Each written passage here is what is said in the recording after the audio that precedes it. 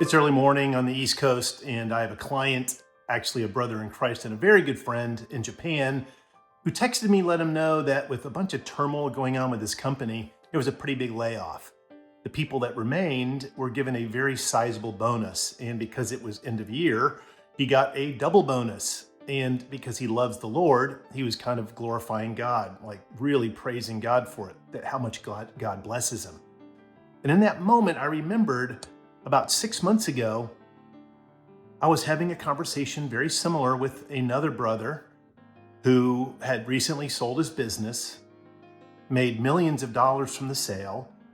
And then as we were catching up, he said the phrase, because he loves the Lord as well and focuses on God in everything he does, he said the phrase, "God is so gracious to me, it's like I roll out of bed and land on a pillow."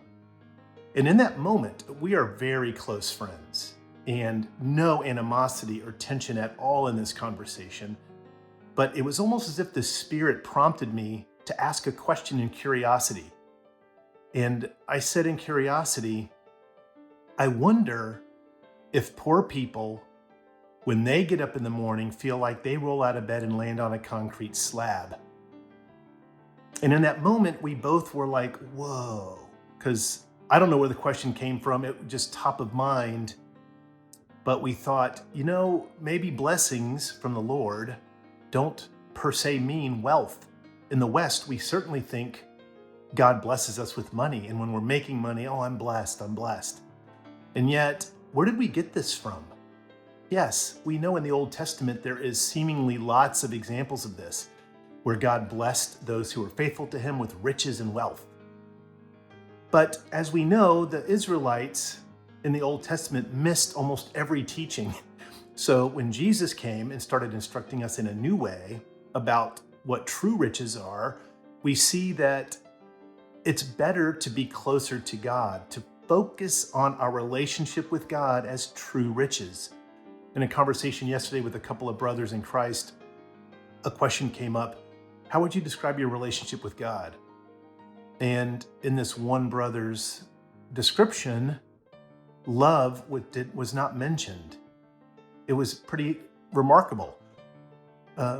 So what I said to this brother in Japan is, hey, maybe the blessings of God come in different ways for different people. And maybe for some, a lot of wealth would be a curse. We do know the pursuit of wealth in an unhealthy way, a love for money, can shipwreck our faith. How close are we to loving money, let's say, when we think God is blessing me through it? Maybe he's not. It is important for us to realize, and this is a constant reminder for me and why I do these videos, more to remind me than to teach others, to share with you what I'm learning as I go.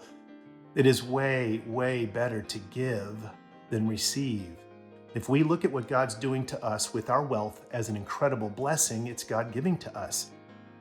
Why not give that money back to him, to others who are really, really in need?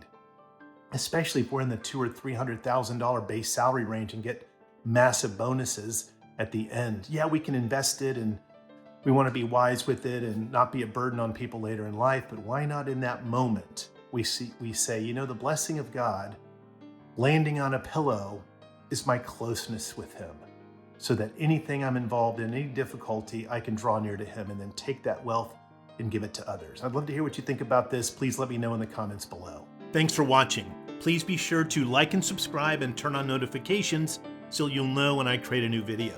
Please also consider becoming a member at Motivationeer.com. Your membership really supports this channel. And don't forget, your career is not just a way to make a living, it's a way to transform the world.